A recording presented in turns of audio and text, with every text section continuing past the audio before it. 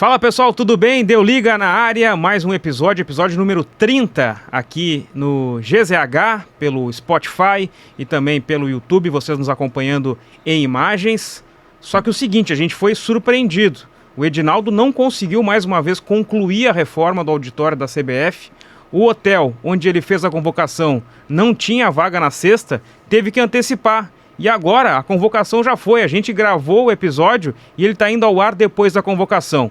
23 nomes do Dorival estão aí, e aí você vê na tela quem o Brasil selecionou para enfrentar a Colômbia e a Argentina. E na sequência a gente vai debater eles, mas também muito mais. Porque antes teve uma pré-lista de 52 jogadores. Uma lista enorme, tem muita gente surpreendente aí, mas é sinal de que o Dorival tá de olho, por isso Deu Liga vai debater esses nomes que estão na pré-lista do Dorival, porque o mês de março é mês de volta das eliminatórias para a Copa do Mundo.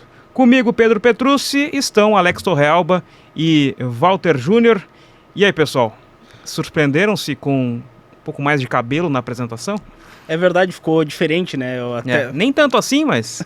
Não, mas muito boa a tua apresentação, inclusive pra gente contornar esse problema, né, que a gente teve, porque a gente tava esperando que o episódio ia pro ar antes, mas é bom porque a gente é psicopata, né, a gente gosta de trazer mais detalhes, principalmente esses jogadores do futebol europeu, que são as grandes surpresas na minha visão. Os nomes do futebol brasileiro que a gente teve nessa pré-lista não são tão surpreendentes, porque são os principais jogadores que a gente tem. Então vamos analisar principalmente os jogadores da Europa, que é onde a gente domina mais aqui no Deu Liga. Eu não sei qual é o impasse no momento na obra do auditório da CBF, pode ser até a questão hidráulica, assim, de banheiros, a parte de que possa estruturar mais o trabalho dos jornalistas. O Valtinho foi ausência, outro programa, justamente por uma questão hidráulica. Então talvez possa entender melhor por que está atrasando o auditório da CBF. Não, se o Edinaldo precisar de algumas dicas ou de alguma indicação, pode falar comigo que eu tenho os nomes. Prazer estar aqui mais uma vez. Acho que o Leonardo da Costa e o Lucas Arruda... Leonardo da Costa não, né? Leonardo Oliveira e o Lucas Arruda não sobreviveram ao carnaval, né? Não conseguiram aparecer para o programa hoje, brincadeira. Eles têm outros compromissos profissionais. Carnaval e onda de calor é difícil sobreviver. Episódio 30 que foi o número do Messi no PSG, número do Messi no começo da carreira no Barcelona. O Torrealba, como palmeirense, ele gosta do 30 do Kleber Gladiador, do Felipe Melo. Então não é um número tão... Dois jogadores que poderiam estar em outros esportes também, né? Também. Como o UFC. Isso aí. Aliás, fica a dica para uma outra oportunidade. Não saiam agora do episódio, né? Mas Kleber Gladiador jogando futebol amador, tá rolando pela internet aí. Mas não foi só futebol que ele jogou, né? Não, cotovelada... Rolou mais disputas além da bola. Kleber que passou pelo Dinamo de Kiev, na Ucrânia, né? Então, em algum momento ele vai ser Deu Liga. Agora, falando da lista do Dorival, 52 nomes, né? Primeira vez que tem esse estilo Copa do Mundo, né? Que antes da Copa tem uma lista prévia, com pré-convocados para depois ter uma peneira que vai ter os 23. E dessa vez saiu uma lista larga de 52 nomes, que eu acho que são... nomes alguns preocupantes, porque quando a gente alarga a lista, e a gente pode ver até com o Tite na seleção brasileira, na última Copa do Mundo, a gente entende um pouco mais do que se passa na cabeça do treinador. Né? Os 23 que eles são convocados dão uma ideia, mas quando a gente consegue abranger, a gente vê um caminho que o treinador está seguindo. E esse caminho que o Dorival está seguindo, com os resultados, com as atuações e com essa lista larga, acaba me deixando um pouco preocupado, porque tem alguns nomes que me parecem que fogem do comum, que são fora da realidade do que a gente entende como possíveis convocados para a seleção brasileira. Pois é, são 52 nomes selecionados pelo Dorival Júnior. É praticamente como se naquelas antigas a seleção brasileira vai jogar a Copa América com um time reserva. Então os principais jogadores são preservados e aí vai um elenco totalmente alternativo, mas ainda assim muita gente comenta, né? Se a seleção brasileira fosse jogar alguma Copa do Mundo com um time totalmente reserva, ela ia melhor que muita gente. Será? Porque isso tem mais ou menos aqui, né? Como a seleção brasileira fez na Copa de 66, teve uma primeira lista... 3 meses quase, né? E foram 40 e poucos nomes. Depois o Feola foi diminuindo até chegar aos convocados, mas é preocupante, né? Não deu certo daquela vez. Tem muito nome surpreendente e a gente vai falar sobre isso também, assim como tem as figurinhas carimbadas. Olha, tem um cara que tá voltando aí, né? Será que ele vai render? Vamos pro índice. Que tem figurinhas carimbadas, né? Os nomes já convocados com frequência, não só pelo Dorival, mas anteriormente pelo Tite. As principais novidades desta pré-lista são nomes que são pelo menos selecionados e reservados pelo Dorival pela primeira vez. E quem ficou de fora de uma lista tão grande, será que alguém mesmo assim estava merecendo e ficou de fora? A gente vai debater sobre isso também. Não me vem na cabeça ninguém agora, né? Mas as ideias podem vir em seguida, afinal, pode ter sido alguém que não foi premiado pelo Dorival Júnior dessa vez. Vamos fazer o seguinte, das figurinhas carimbadas, né? Vamos lá, por posição por posição, né? Foram 6 goleiros, né? Como são 2 convocações, que normalmente cada uma tem 3 goleiros, então ele chamou 6. Acho que aqui, né? Alisson e Ederson. Exato. A não faz novidade muito. é o Hugo Souza, né? Mas os carimbados são Alisson e Ederson. E o próprio Everton, né? Que era o terceiro goleiro da era Tite, tá ali pela bela temporada que ele tá fazendo, né? Mas dificilmente ele vai ser o terceiro goleiro, porque essa lista até das observações é importante ressaltar. Eu acho que o Dorival fez isso para mostrar que ele está observando gente e está trabalhando.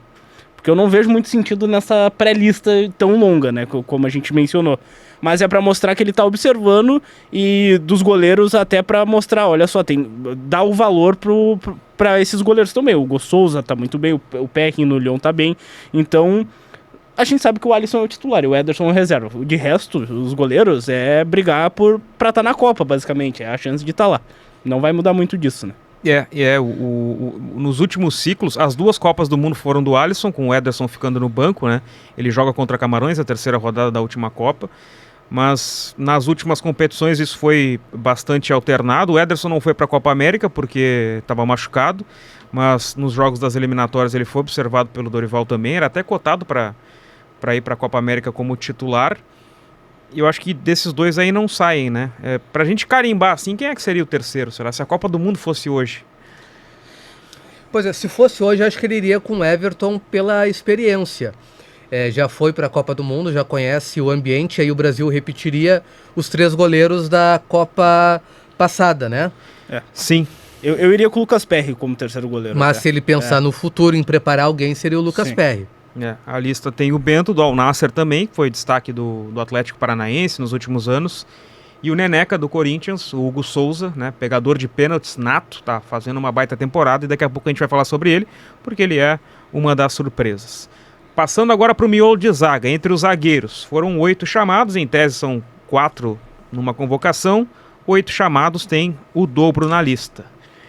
De figurinhas carimbadas, Marquinhos. Danilo do Flamengo.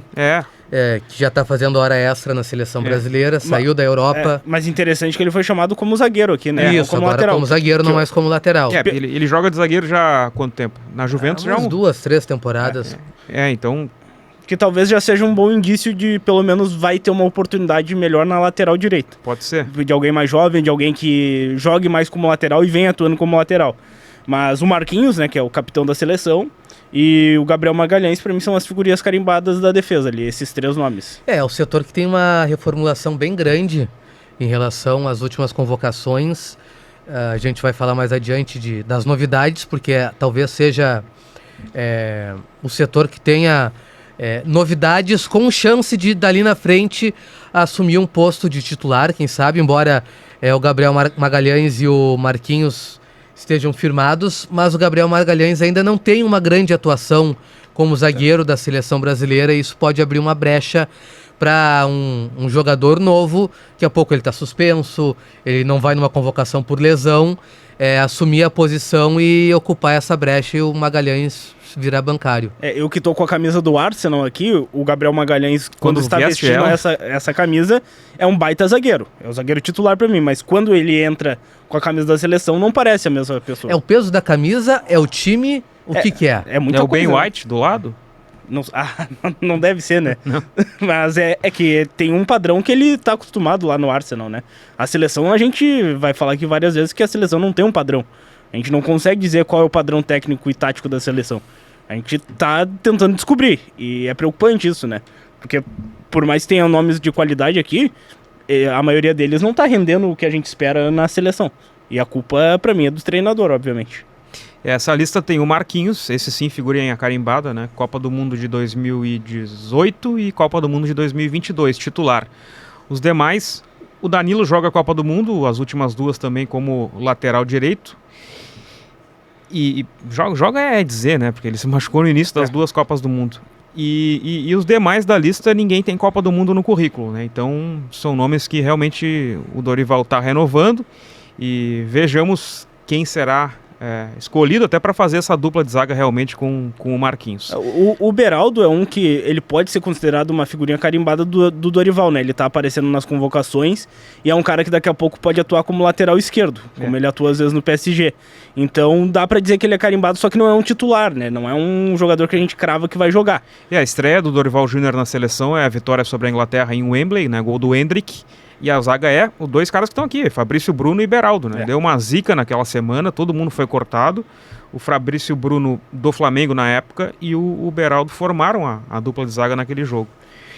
Laterais agora, né? São 8 também chamados na pré-lista, 4 normalmente ficam numa lista.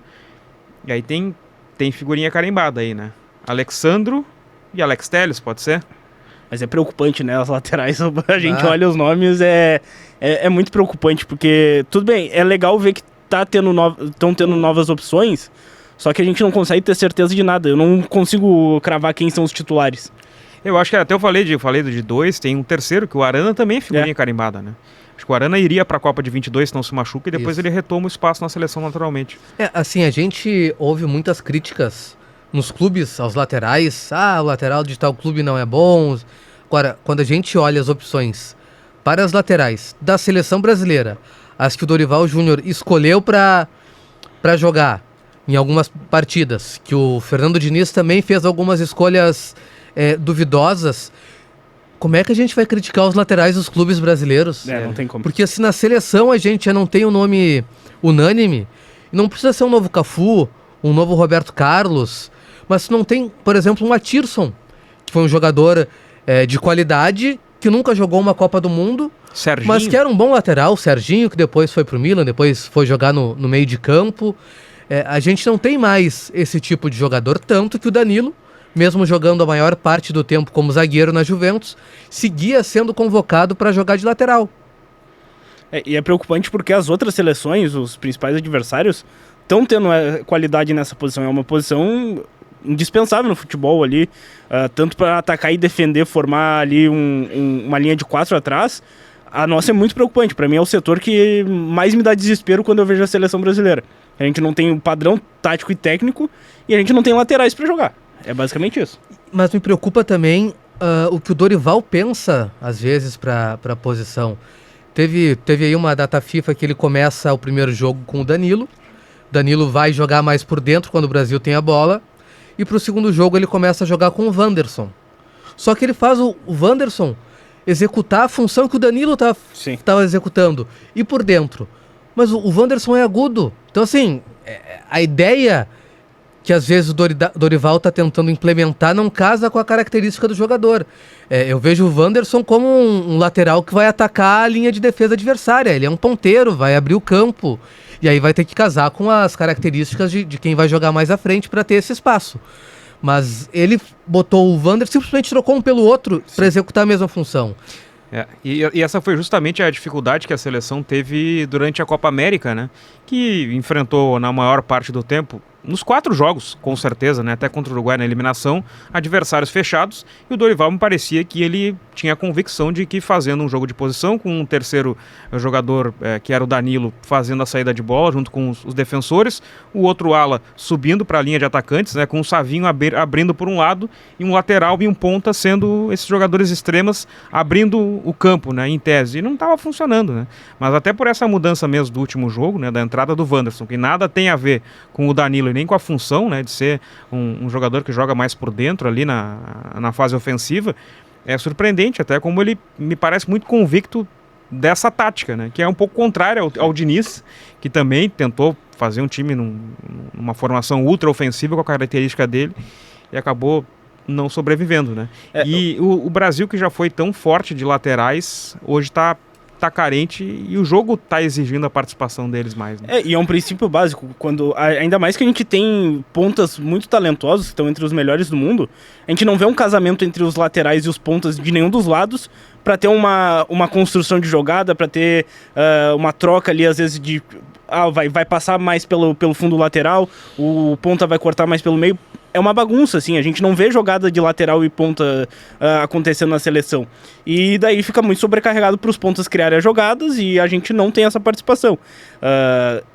Óbvio que não vai acontecer uma mudança de esquema, daqui a pouco jogar com 3 zagueiros, abrir a mão dos laterais, porque não é a característica do Dorival, né? Mas daqui a pouco seria interessante a gente pensar em algo diferente assim, pela falta de talentos. A gente tem bons zagueiros, a gente tem bons pontas, jogadores ofensivos na ala, e laterais a gente não tem, então vamos ver se daqui a pouco a gente consegue achar o Dodô da Fiorentina, que a gente vai falar um pouquinho mais sobre ele, até algum jogador do Brasil que talvez seja o necessário para jogar nisso, né? Parece que é uma questão também de formação.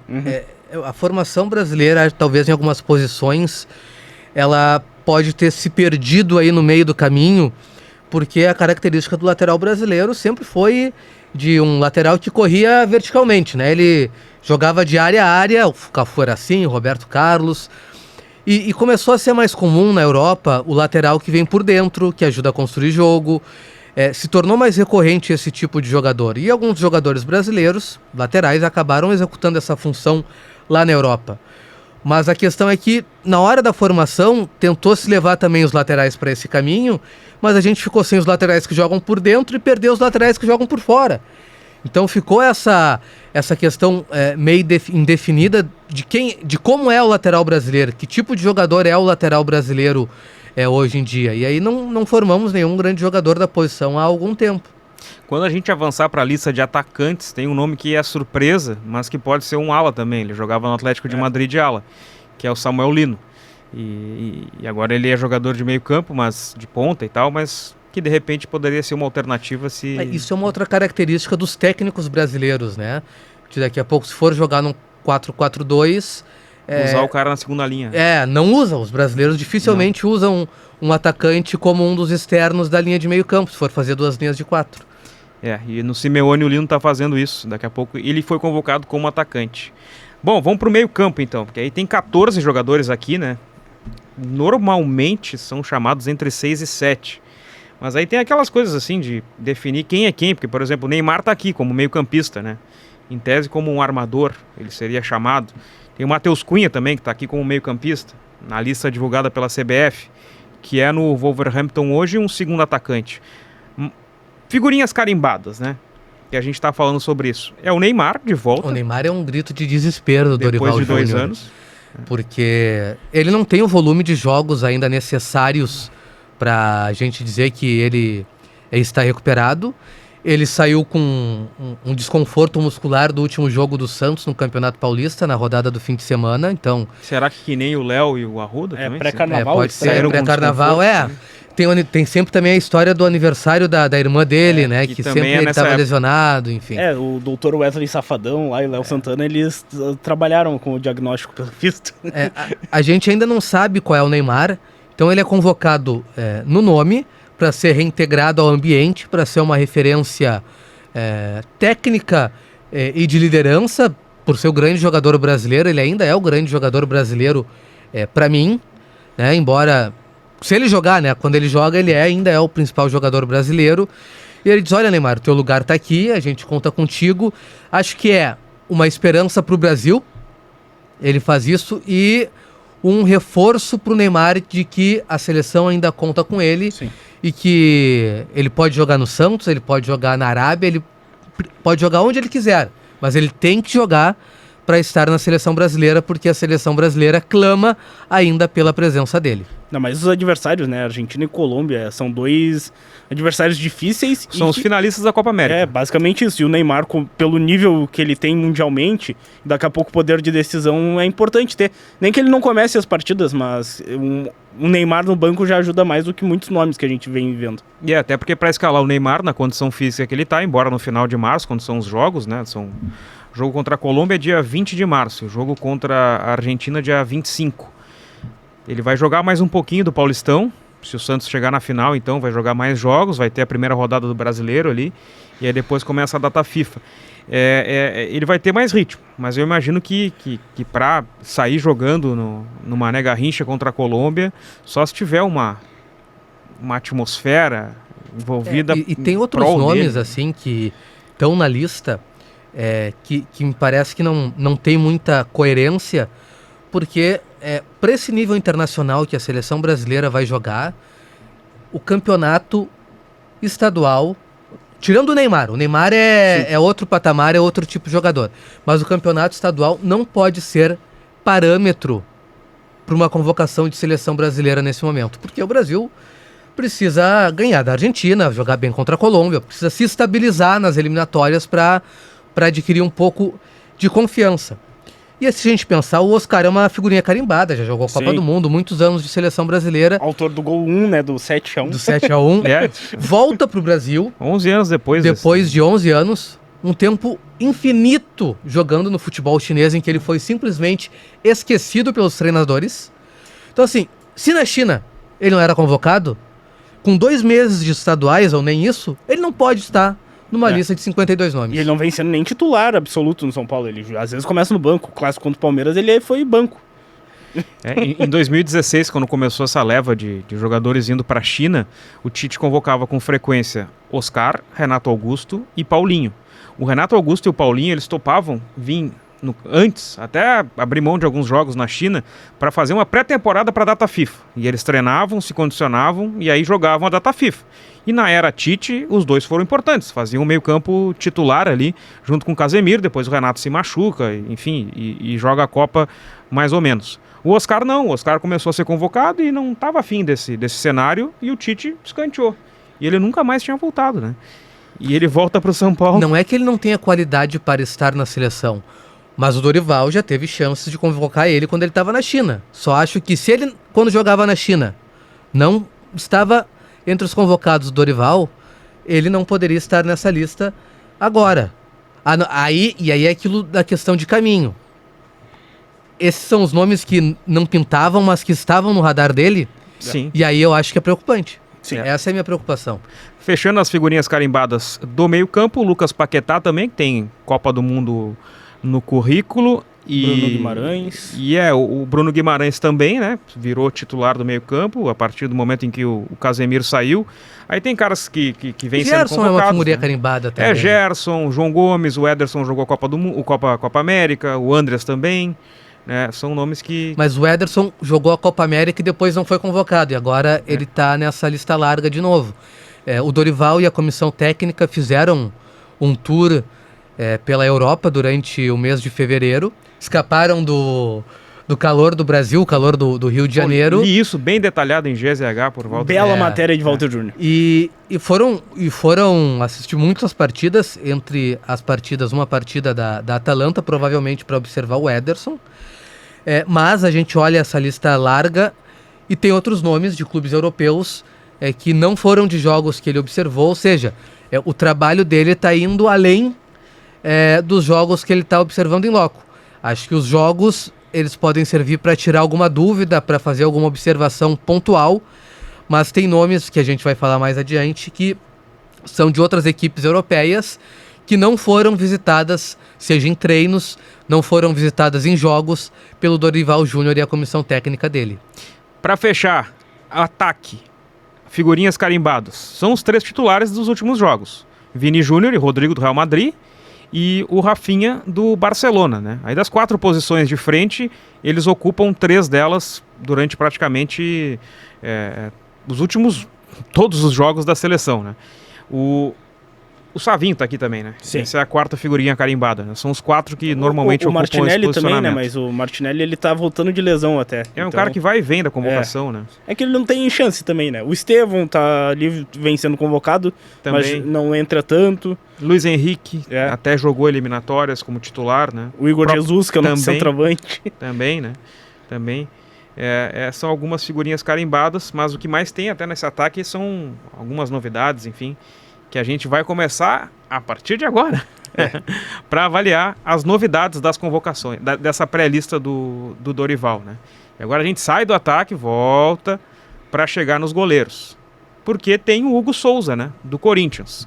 Dos listados, Alisson, Ederson, 2 Copas do Mundo, Bento vinha sendo convocado, até jogou o próprio amistoso que eu falei da estreia do Dorival, o Bento é o titular, Lucas Perry do Lyon sendo chamado com frequência, Everton tem Copa do Mundo, já era muito chamado, o Hugo Souza chamado pela primeira vez, goleiro do Corinthians, né? Muito criticado no Flamengo, volta pro Corinthians e mereceu esse chamado aí, pelo menos essa relação. Ele surge muito bem no Flamengo, surge numa fogueira. Com o Diego Alves fora, né? Com o Diego Alves fora. Na última rodada daquele Campeonato Brasileiro, ele toma um gol, falha naquele gol no jogo contra o São Paulo.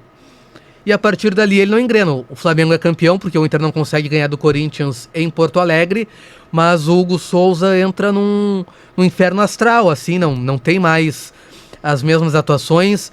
Aí começam a pipocar questões de comportamento fora de campo, em que ele foi criticado, ele vai para a Europa e agora ele volta para o Corinthians. Ele está muito bem no Corinthians, mas não sei ainda se é um goleiro para a seleção brasileira. Eu tenho minhas dúvidas se é um goleiro para estar entre os 3 convocados do Dorival Júnior ou até mesmo entre os 6. Eu acho que o terceiro goleiro a gente tem que talvez fazer uma reflexão de...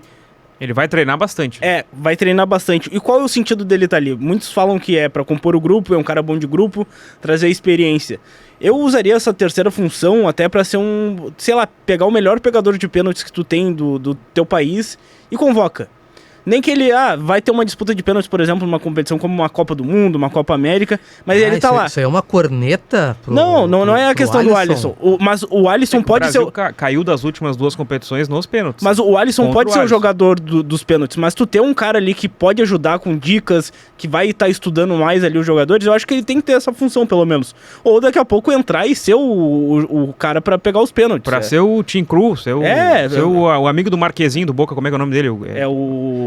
Jai? Eu esqueci o nome. O Bray. Bray. Isso, que não pegou nenhum pênalti, né? Mas que pegava. Exato. Mas ter uma função, pelo menos, sabe? Eu acho que até uma motivação para esses goleiros tentarem brigar por isso, né? Porque a gente já falou. Alisson e Ederson são as figurinhas carimbadas e o Alisson vai ser o titular se tudo correr certo. Agora, vocês não acham que o Ederson, que chegou a perder durante a temporada a titularidade do Manchester City, voltou porque o outro foi pior do que ele, cometeu mais presepadas do que ele vinha cometendo, não está começando a passar o tempo dele na seleção e talvez no City?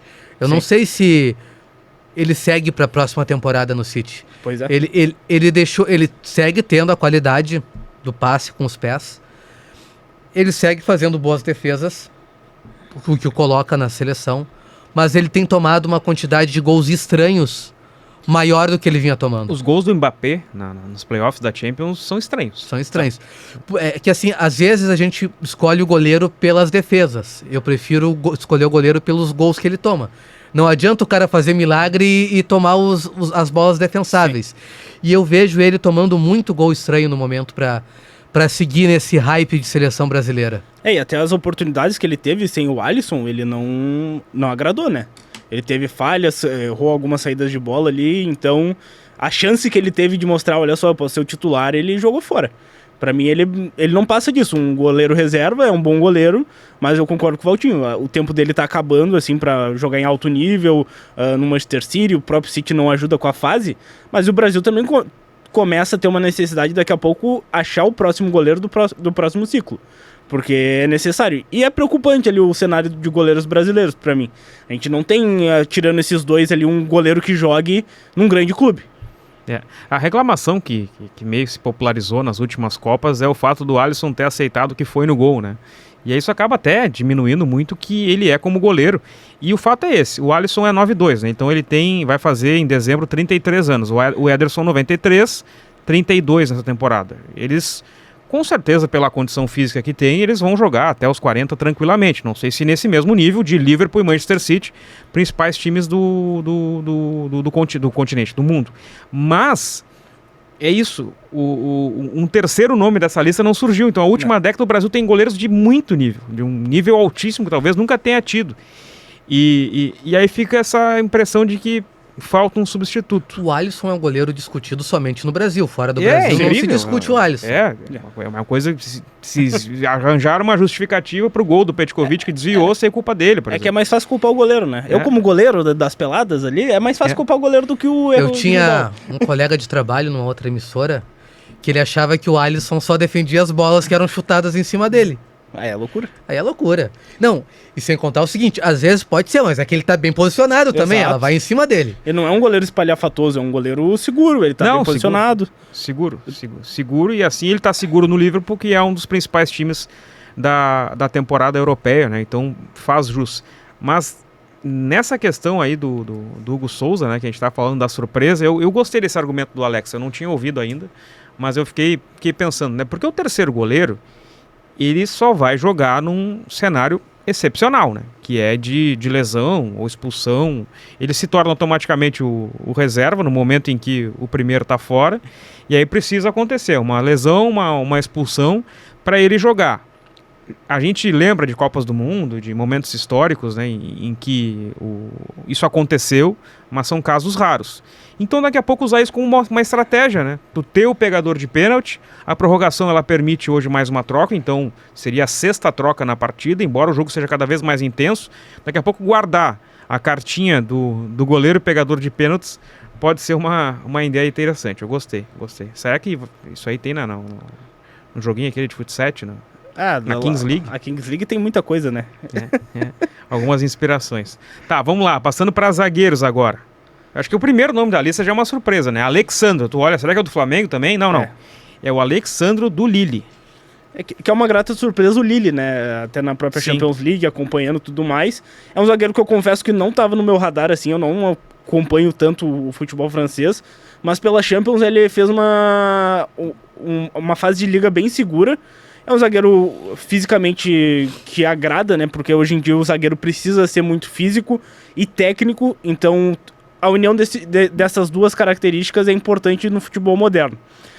Eu acho que o Brasil está muito bem servido de zagueiros nesse sentido, de zagueiros que sabem sair jogando, têm boa bola aérea, fisicamente são bons. Só que eu acho que ele não vai ser um jogador pra agora, assim. Pelo menos estão mostrando, o Dorival mostrou. Eu tô de olho em ti, tu tá agradando, tu pode evoluir, daqui a pouco ir pra um time maior, a seleção pode ser um meio pra atrair também clubes maiores, pra daqui a pouco ele ser, assim, um jogador frequentemente convocado. Mas é uma grata surpresa, pelo menos. 25 anos, começou no Praiense de Portugal, passou pelo Vitória de Setúbal, Chaves e tá no Lille desde 2022. É um daqueles brasileiros que surgem em Portugal, né, aleatoriamente. E assim. A gente só conhece porque a seleção chama daí. Até jogando Champions, né? Sim. Começou a aparecer. O Fabrício Bruno, pra mim, é um nome que tá sobrando nessa lista. Não faz nem sentido. Eu anotei ele como... Já era quando ele era do Flamengo, titular do Flamengo. Aí o Flamengo não se importou em negociar ele com o Cruzeiro porque achou jogadores mais qualificados para a função. Sim. E aí ele segue sendo convocado. Também não faz muito sentido. A relação dele com o Dorival na passagem pelo Flamengo deve ter sido muito boa, né? E assim, o Cruzeiro, junto com essa fase do Cruzeiro, o Fabrício Bruno não vem fazendo um ano de Cruzeiro. Não. Um ano de Cruzeiro SAF, digamos assim. Vem fazendo um ano de Cruzeiro de anos atrás, assim, que tinha dificuldades, jogou Série B. Essa é a surpresa, assim, negativa da convocação. O Léo Ortiz voltou a ser chamado, né? Ele era chamado com frequência pelo Tite. Começou a jogar regularmente no Flamengo na zaga, até pela saída do Fabrício Bruno também, né? Faz a zaga com o Danilo. É um outro nome. E o Murilo, acho que nem é tão surpresa assim, porque ele já foi chamado, mas ele não jogou ainda, né? Que pra mim, eu tenho a forte opinião que pra mim ele seria o titular da... Ele defesa do Brasil, exato. Mas qual seria a tua defesa? Marquinhos e Murilo. Eu tiraria o Gabriel Magalhães. Tá pelo argumento de ele não jogar o que joga no Arsenal. Se ele jogar o que joga no Arsenal, ele é titular. E se o Murilo jogar o que joga no Nottingham? Histórica campanha do Nottingham Forest. Estamos bem. Que é um zagueiro, não é tão alto, mas ele sai muito bem, ele pelo chão é muito veloz, então é necessário ter esse equilíbrio também, já que o Marquinhos é um zagueiro que está mais lento, né? Então precisa de ter uma cobertura melhor. Aliás, que a gente tá falando do Murilo, do Nottingham Forest, a gente tem um programa sobre o Nottingham Forest. Depois que assistir esse episódio, pode ir lá procurar no YouTube o nosso programa especial sobre o Nottingham Forest. Muito boas histórias do clube da terra do Robin Hood, boas dicas de viagem também. E também já aproveita, dá o joinha, se inscreva no canal de GZH, deixe seu comentário. Um de nós vai responder, certamente. Nós vamos Nos acompanhe nas redes sociais e no Spotify, deixa 5 estrelas. Até o desafio... Confesso que ando meio ausente na moderação, mas o Walter assumiu esse ponto. Até o desafio para quem tá nos assistindo no YouTube, deixe no comentário os seus 11 ideais da seleção, quem você quer ver jogando. Porque acho que gera uma divergência bem grande, né? Se a gente for montar aqui depois, vai ter uma grande divergência. É que se a gente for montar aqui, o Rafa Ramos vai surtar, né? Exato. Porque vai passar do tempo, mas a gente pode montar num próximo, com certeza. Laterais. O primeiro chamado é o Wesley, do Flamengo. Um lateral bem ofensivo, assim... É o que o Valtinho falou, a gente não sabe, o Dorival... Ele segue com um lateral ofensivo e que aí o cara joga por dentro. Exato, o Dorival... Wanderson, o Wesley... O próprio Dodô, Sim. da Fiorentina, que é novidade também. A gente tem que saber o que a gente quer pros laterais. São 5 laterais esquerdos, né? Sim. Abner, Alexandro, Alex Telles, Douglas Santos e Arana. É isso aí. A carência de direito é tanta que ele chamou 3 direitos e 6 esquerdos na pré-lista, né? E 5, aliás. Não... complicado. E ainda ele vai, daqui a pouco, tem o Danilo ainda que pode ser deslocado ali em qualquer emergência. Ou não, né? Não necessariamente em emergências. É o capitão Danilo. Sim. O Dodô já foi chamado na última convocação. O Wanderson vinha sendo chamado também, né? O Alex Telles sempre tá por aí, um jogador regular no Botafogo. O Alexandro já faz parte há muito tempo. Tá jogando pelo Flamengo. Eu acho que o Wesley realmente é a novidade aí. Passando para o meio-campo. Eu olhei assim quando abriu a lista, os caras não é o goleiro, né? Erraram.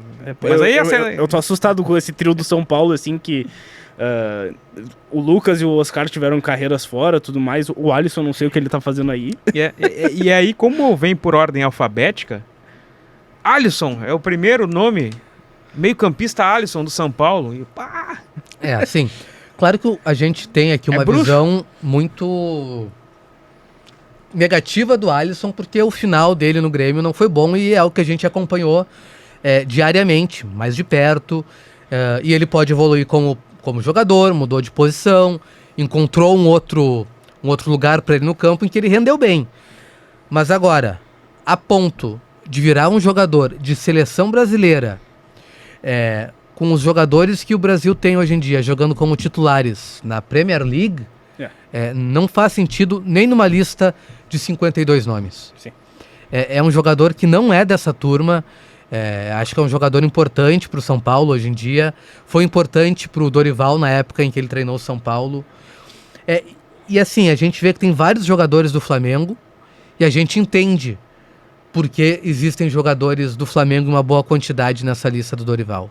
Mas eu não entendo por que tem tantos jogadores do São Paulo nessa lista. Sim. Ok, o São Paulo ganhou a Copa do Brasil com o Dorival, né? Sim. Ganhou a Copa do Brasil com o Dorival conhece alguns dos jogadores, mas o São Paulo, como time de um futebol que se sobressai, não é esse time ainda com o Zubeldia, não é um time constante no campeonato de pontos corridos há algum tempo. Então, assim, ter tantos jogadores do São Paulo, mais o caso do Oscar, que é alguém que está vindo da China, e a gente ainda não sabe em que patamar ele tá, não faz sentido para mim. E o Lucas Moura, até num dos jogos, ele entrou como solução para resolver o problema. Aí é pra deixar maluco, né? Sim, o Lucas Moura não é que não aconteceu na Europa, ele tem aquela grande atuação que decide em favor do Tottenham, mas aquele é o ponto alto de um jogador que se esperava um pouco mais dele, um jogador que fosse ser mais protagonista no futebol europeu. Então, tanto o Lucas Moura quanto o Alisson e o Oscar estão sobrando nessa lista do Dorival Júnior. E eu vejo uma falta de critério, assim, do Dorival, no sentido... O critério que ele tá utilizando eu não concordo, né? Que é chamar os bruxos, né? Basicamente. Deu certo com ele, do Flamengo e do São Paulo. Alguns nomes eu aceito, outros nomes não vejo com potencial pra jogar na seleção brasileira. Até a ideia é, às vezes, tu não trazer nem pra jogar, mas trazer pra se ambientar o grupo e tudo mais. O Oscar não vai pra Copa. O Lucas Moura não vai pra Copa, não podem. O Alisson não pode ir pra Copa. E ao mesmo tempo ele chama o Murilo do Nottingham Forest, por exemplo, que mereceu. E tem um outro brasileiro lá no meio de campo, que é o Danilo, que voltou e tá sendo titular nessa campanha. Ele não é nem mencionado nessa lista. Tudo bem, eu acho que ele não deveria ser convocado ainda. Mas, pelo menos mencionado, na frente desses jogadores, é o Nottingham. O Nottingham tá brigando lá em cima na Premier League.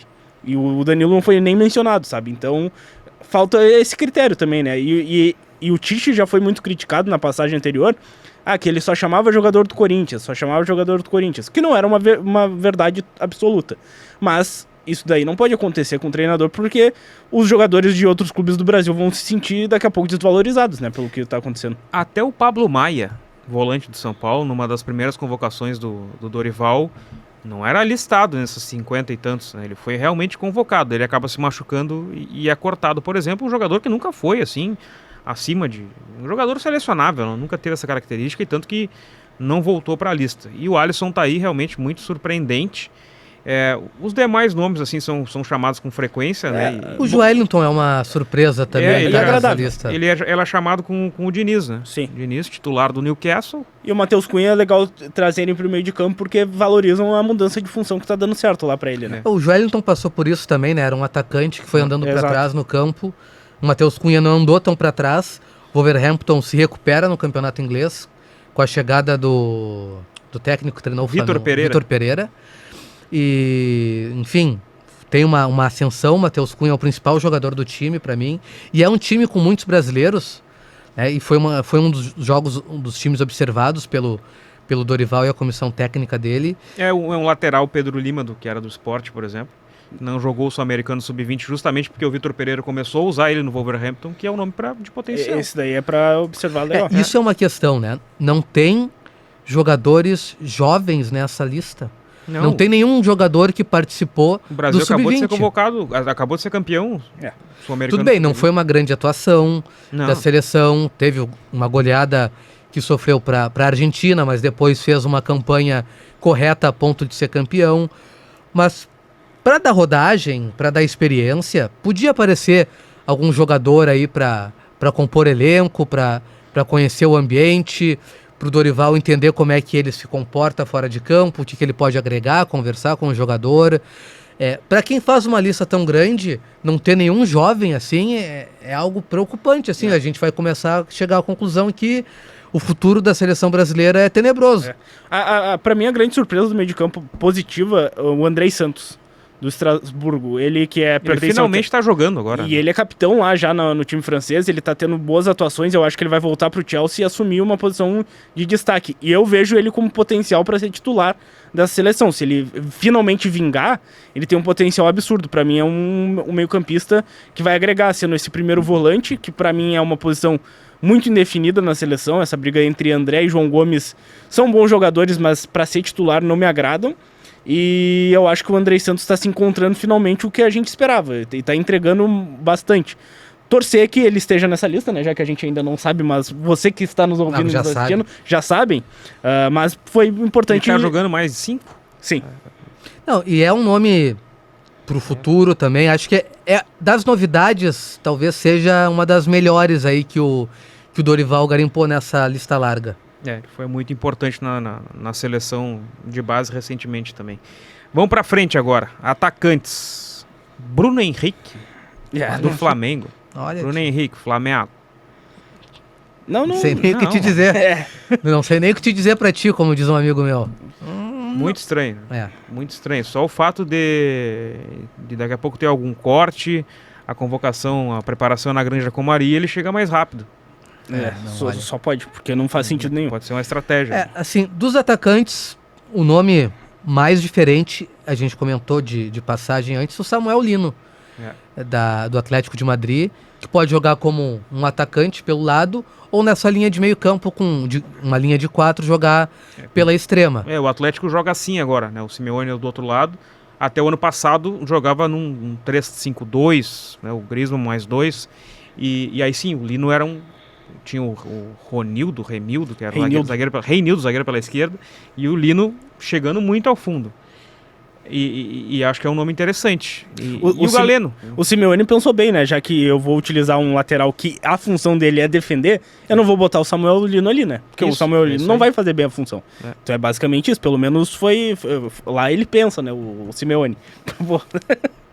O Galeno, desculpa o Galeno. E pra equilibrar o time, porque eu falo assim, pô, tem a história é filho do treinador, né? Mas já passaram por ele os outros filhos e não jogaram, né? E o Juliano Simeone é o melhor de todos e tá jogando muito. E joga pelo outro lado, então pra equilibrar ele tem que ter o Lino ali, né? Sim. Quem mais aqui? O Endrick tá de volta, Alex. Fã do Endrick. Né? Eu sou, né? Pouca. É que o que me parece, agora a gente tendo o conhecimento dessa pré-lista, é que o Endrick nunca ficou de fora, assim, do radar. Sim. Mas ficou fora dos 23. Embora seja uma decisão discutível. O Endrick, embora não esteja jogando uma minutagem muito grande no Real Madrid, quando joga, embora esteja segurando um pouco demais a bola em alguns momentos, sendo um pouco fominha, talvez pela ansiedade de mostrar o futebol pro Ancelotti, pro Dorival, pro público estrangeiro, mas ele tem feito gols. O Ancelotti falou que o Endrick, como finalizador, é um dos mais espetaculares do mundo. Ele finalizando é muito bom, tanto é que a maioria dos gols do Endrick são gols de fora da área, ou gols ali de contra-ataque, ele finaliza muito bem. Mas com a bola ele ainda precisa evoluir, e o Ancelotti sabe que ele vai evoluir, ainda mais estando no Real Madrid, a possibilidade de evolução é grande. Ele não pode estar de fora dessa lista porque ele é uma das principais promessas, se não for a maior promessa do futebol brasileiro para os próximos anos. E tu deixar de fora esse jogador que já decidiu 2 vezes pro Dorival Júnior jogos considerados grandes, não faz o menor sentido ele ficar de fora. Mesmo que ele não seja o titular, mas ele tem que estar na seleção, né? Jogadores desse nível não podem ficar de fora da seleção. Não, e assim, para ter o Igor Paixão também, né? Entre os convocados, ou o do Botafogo ali que foi convocado o Igor Jesus, que foi convocado, e o Endrick não foi convocado na última data FIFA. Aí sim não faz sentido tu deixar o Endrick de fora. Não faz mesmo. Porque assim, o reserva do Real Madrid e o titular do Botafogo, embora seja um grande Botafogo, um Botafogo campeão da América, um Botafogo campeão brasileiro, não tem comparação pelo currículo do Igor Jesus e a trajetória inicial do Endrick. O Dorival teria que seguir apostando no Endrick entre os convocados, independentemente se ele está sendo utilizado ou não no Real Madrid, na minha opinião. Sim. Igor Paixão do Feyenoord. Foi bem. Minha aposta na Champions. Já derrubou o Milan, vai ser o rei de Duomo, vai derrubar a Inter também. E tem ali um nome, né, que é o Antony. O Antony tá de volta. Exato, que saia do Manchester United e volte a jogar bem. Que é o que tá acontecendo com ele no Betis. Eu acho que o Antony, eu até... Sempre foi um baita jogador. Exato, ele é um bom jogador e ele tá tendo um poder de decisão interessante lá no Betis. Então é um nome pra se observar, né? E esse ataque vai ser bem concorrido, né? A próprio retorno do Vitor Roque, por exemplo, que é um jovem atacante ao futebol brasileiro, ele faz esse retorno pra chamar atenção. Exatamente, então precisa jogar. E eu gostei, o ataque me dá ânimo, pelo menos, sabe? A gente tem boas opções, tudo bem que a gente não concorda com alguns nomes. Yuri Alberto? Yuri Alberto, ele acho que faz sentido, né? Faz sentido, tá ali. Por uma lista larga, okay. 16. Seria surpreendente se ele aparecer entre os 23. Aí já é um exagero pra mim. Será que apareceu? Não, acho que não. E aí tem o Galeno também do Al-Ahly, que ele era do Porto, né? O Ederson Galeno. Olha. E foi ganhar uma graninha no Al-Ahly. É ponteirinho também, joga pelos dois lados. O que eu vou te dizer? Esse é mais um caso aí que, não sei, tá sobrando, tá? Não se encaixa no perfil, não só pela qualidade, mas pelo caminho que ele levou pra carreira. Se ele seguisse jogando no Campeonato Português, com o Porto se destacando na Liga dos Campeões ou em alguma competição europeia, ok. Mas um Porto que também já não estava tão bem. E agora indo pro futebol árabe, que é bem menos competitivo, é muita vontade de contar com o Galeno. Para fechar o nosso índice, Alex Torrealba, tu tem um nome que faltou nessa lista? Eu separei 3, inclusive. Rapidamente, então. Pra mim, do ataque, quem poderia ganhar uma chance? Rodrigo Muniz, do Fulham. Titular do Fulham. Ele tá vindo bem, fazendo gols. Botou o Raul Jimenez no banco. Exato. Poderia entrar no lugar do Galeno, poderia entrar no lugar de vários jogadores aqui, assim, o Yuri Alberto também. Porque eliminou o United agora na Copa. Daí acaba sendo difícil. Pra mim, poderia ser ele. Eu acho que poderia estar, pelo menos, sendo considerado pela fase que ele tá vivendo. Tem mais 2? Mas o zagueiro Tuta do Eintracht Frankfurt. Tá de sacanagem. Esses guris são uns tarados. São uns tarados, né? Mas seria pra considerar, né? Mas Não, beleza, vamos deixar de fora. Vou pesquisar o Tuta, então. Tem mais além do Tuta. E o Luiz Henrique com S do Olympique de Marseille. É verdade, esse aí sim. E também é do Botafogo, da base do Botafogo. Exatamente, ele tá indo muito bem no futebol francês. Poderia daqui a pouco estar no lugar do Galeno também, do De Bruno Zerbi, Henrique. né? Técnico do Olympique. Bom técnico. Walter, tem Pode voltar pro centro do futebol, voltar pra Premier League, pro campeonato italiano. Sentimos falta do De Zerbi como técnico. Nada muito especial assim, talvez. Não é um Tuta, né? Não é um Tuta. Talvez no gol, assim, o Léo Jardim eu colocaria numa lista na frente do Hugo Souza. Ele já foi chamado pelo Diniz. Até mesmo o John do Botafogo eu colocaria na frente do Hugo Souza pelos títulos. O John, a Supercopa, a Recopa Sul-Americana tinha sido mais pro Racing. Mas não tem muitos... Porque assim, tu tem ali o Militão que tá lesionado, que aí surge nomes.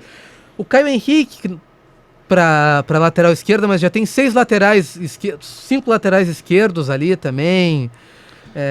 Enfim, não tem, acho que, muito a agregar. Mas assim, o que chama a atenção por característica e pela quantidade de nomes, tá? Talvez o Alan Patrick, por ser um camisa 10 nato e não tem assim um 10-10, né? Em todos esses 14 meio-campistas pudesse aparecer numa lista aí do Dorival Júnior com a camisa 10. O Neymar vai acabar sendo um camisa 10 para ser um jogador que jogue solto, né? Que possa aparecer pelo centro, pelos lados do campo. Mas o Alan Patrick, pelo que ele vem fazendo nos últimos anos, talvez pudesse aparecer ali nesses 52 nomes. Ou se talvez tivesse, a lesão acabou fazendo o corte, né? Os meus 3 nomes. Eu olhei pro Oscar e eu pensei assim, então o Felipe Coutinho pode jogar na seleção também. Um pouco aleatório.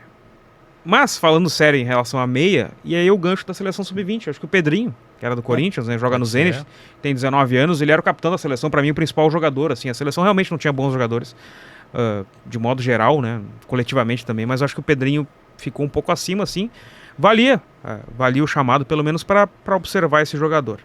E aí quando fala no Galeno, eu fiquei pensando no PP, que o Diniz chamou, né, o PP ex-Grêmio, por exemplo, que segue jogando em alto nível no Porto. Se o Galeno foi chamado, que era o companheiro dele, daqui a pouco poderia ser um nome assim, mas também nada muito relevante, né? Bom, fechamos a pré-lista com as figurinhas carimbadas, as principais novidades e quem ficou de fora. A seleção já foi convocada. Confere de novo a lista aí, que a gente, como eu expliquei no início, foi um pouco surpreendido e quis falar de todo mundo, né? Não só dos realmente chamados pelo Dorival. Os jogos são contra a Colômbia, dia 20 de março, em Brasília, e depois 25 contra a Argentina, no Monumental de Núñez. Pedro Petrúcio, eu vou aproveitar para me despedir. Mais um nome? Não, vou me despedir. Vou me despedir que temos que cobrir a Champions League, né? É verdade. Mas as dicas de leitura, de viagem, estaria ouvindo, porque com certeza eu quero ir para a cidade que vai ser mencionada na nossa dica de viagem. Tá bem, Alex. Vai pela sombra. Agradeço Obrigado. a companhia Eu e o Walter dos agora vamos seguir a reta final do programa aqui. Acho que me passei um pouquinho, né? Vamos lá. Se empolgamos. Valtinho, vamos pro chá das 5? Vamos pro chá das 5.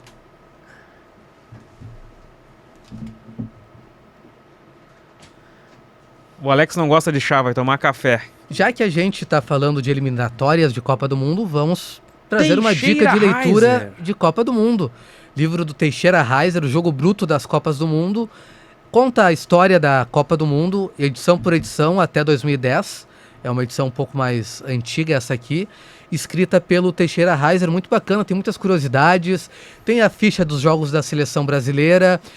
Tem alguns bastidores das Copas que o Teixeira acabou fazendo a cobertura. E uma história muito bacana do Teixeira em si, que não está no livro, é que o Teixeira Heiser é o funcionário número 1 da história da Rede Globo. O crachá funcional 001 da Globo era o Teixeira Heiser. É muito interessante. Ele morreu em 2016, vítima de um ataque cardíaco. E o primeiro nome do Teixeira Heiser, Teixeira é sobrenome, Heiser também. É incomum para jornalista, né? Sabe por quê? Ele tinha vergonha do primeiro nome dele. O primeiro nome dele era Hitler. Então, para não causar qualquer tipo de constrangimento para ele, ele começou a assinar como Teixeira Heiser. É um livro bem bacana que tem um monte de histórias da Copa do Mundo, e o Brasil, que é a única seleção que disputou todos os mundiais, está se encaminhando para mais uma. Eu lembro de algumas participações dele no Arena Sport TV, na Sport TV, como comentarista também. Tá aí o nosso chá das 5 com o livro O Jogo Bruto das Copas do Mundo, de Teixeira Reiser. Passando agora para dica de viagem, porque dessa vez nós vamos para Buenos Aires. E assim, Buenos Aires é uma cidade muito próxima a nós, né? O turismo nos últimos anos para lá cresceu absurdamente e é a coisa mais normal do mundo ir para caminhar na 9 de julho, para ver o obelisco, para fazer compras na Florida, ir em La Boca, conhecer a Casa Rosada. Isso é o básico de Buenos Aires, né? Mas a gente sugere que você, que é futeboleiro, que é fanático como nós, vá ao estádio acompanhar as partidas também. E não caia naquele golpe que o hotel oferece de um transfer para Bombonera, não sei o que e tal. Entra na internet. É um negócio raiz. Entra na internet, compra o ingresso dos times. O do Boca é mais complicado, às vezes tem que ir nos amigos ali mais perto do estádio. Do River dá para comprar, do Racing dá para comprar, do São Lourenço dá para comprar, do Vélez. Todo mundo entra, cadastra no site e compra o ingresso para o jogo e vai de transporte público para a partida. Tudo que Buenos Aires é sensacional porque dá para caminhar em tudo que é lugar, mas é muito fácil ir de trem e de ônibus para tudo que é lugar. É seguro, tem volume, a qualquer hora tá passando, é só conferir ali no Google Maps o ônibus que vai para tal lugar, ele te deixa na porta. E eu já fui a alguns jogos assim em Buenos Aires. O último foi no Racing, pegando um ônibus na frente do obelisco que deixa na frente do cilindro de Avejaneda, por exemplo, uma quadra, na verdade, que eu tive que caminhar até chegar.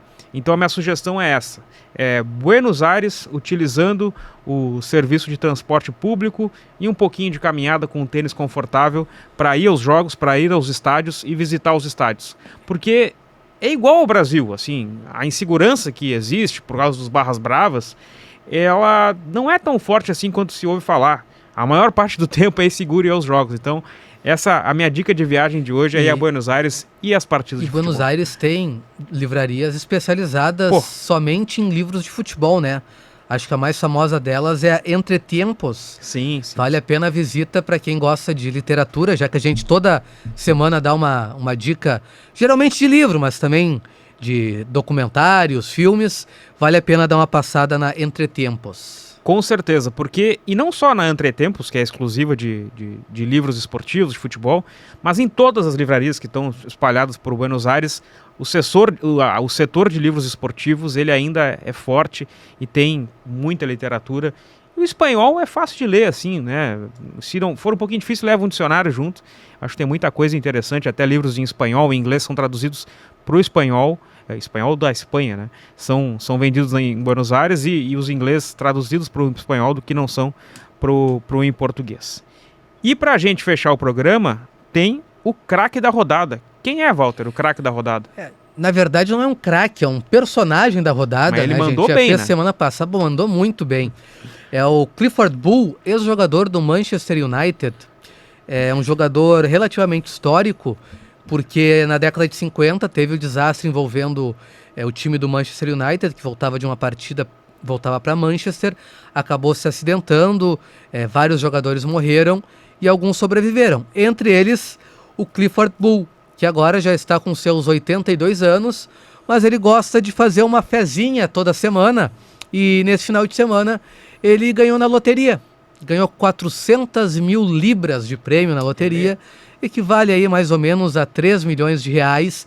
Vai poder curtir o restante da aposentadoria dele com muito conforto. Coisa boa, se tem netos e bisnetos, melhor ainda, né? Com 82 anos, certamente. Dá pra dar uma mordida no vovô. Tem muita gente que vai dar uma mordida no vovô. Maravilha. Valeu, Valtinho. Valeu o Alex, que já foi, porque o trabalho o chamou. Fica por aqui o episódio do Deu Liga. Não esqueça, né, de nos fortalecer no YouTube, clicando ali no like e participando também nos comentários, seguindo o debate da seleção brasileira ideal para esses jogos das eliminatórias. Voltamos na semana que vem com mais Deu Liga. Tchau, tchau.